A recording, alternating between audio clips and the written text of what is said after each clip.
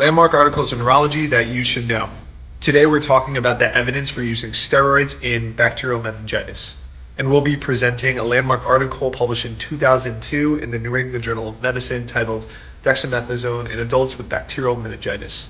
This was a multi-center randomized clinical controlled trial that enrolled 301 patients and randomized them in a one-to-one fashion, either receiving dexamethasone on one hand, 10 milligrams, or placebo on the other hand, every 6 hours for 4 days.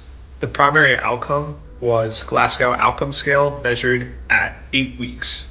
And they dichotomized the Glasgow Outcome Scale, the GOS, into an unfavorable outcome, meaning a score of 1 to 4, or a favorable outcome, a score of 5.